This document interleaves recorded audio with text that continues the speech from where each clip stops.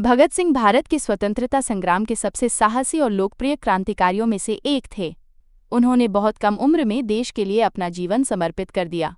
उनका जन्म 28 सितंबर 1907 को पंजाब प्रांत के लायलपुर जिले, अब पाकिस्तान में, के बंगा गांव में हुआ था। उनके पिता किशन सिंह और चाचा अजीत सिंह भी स्वतंत्रता संग्राम से जुड़े हुए थे, जिससे भगत सिंह को देशभक्ति विरासत में मिली। बाल्यकाल से ही भगत सिंह के मन में अंग्रेजों के अत्याचारों के खिलाफ आक्रोश था। जब जलियांवाला बाग हत्याकांड हुआ तब उनकी उम्र सिर्फ 12 वर्ष थी, लेकिन उस घटना ने उनके दिलो दिमाग पर गहरा असर डाला। उन्होंने स्कूल की पढ़ाई छोड़कर आज़ादी की लड़ाई में हिस्सा लेने का निर्णय लिया। वे सबसे पहले हिंदुस्तान रिपब्लिकन एसोसिएशन से जुड़े, जिसे बाद में Hindustan socialist Republican association (HSRA) नाम दिया गया। इस संगठन का उद्देश्य सशस्त्र क्रांति द्वारा अंग्रेजों को भारत से निकालना था। 1928 में जब लाला लाजपत राय पर लाठीचार्ज हुआ और उनकी मृत्यु हो गई, तो भगत सिंह ने इसका बदला लेने का संकल्प लिया। उन्होंने अपने साथियों राजगुरु और सुखदेव के साथ मिलकर अंग्रेज अफसर सॉन्डर्स की हत्या कर दी।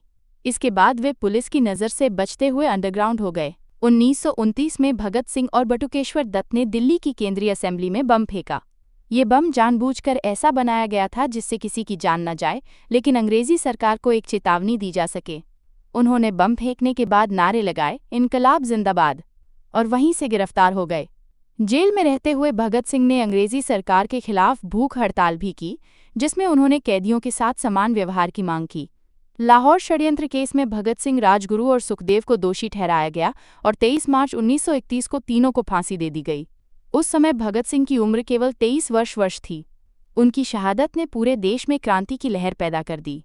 लोग उन्हें आज़ादी का सच्चा सिपाही और शहीद आज़म कहने लगे। भगत सिंह सिर्फ क्रांतिकारी नहीं थे, बल्कि वे एक विचारक, लेखक और समाज सुधारक भी थे। उन्होंने धर्म, जाति और अंधविश्वास के खिलाफ भी लिखा। उनका मानना था कि असली आज़ादी तब होगी जब समाज में समानता और न्याय होगा।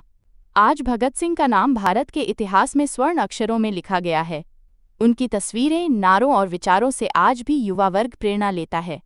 वे एक विचारधारा बन चुके हैं, निडरता, बलिदान और राष्ट्र प्रेम का प्रतीक।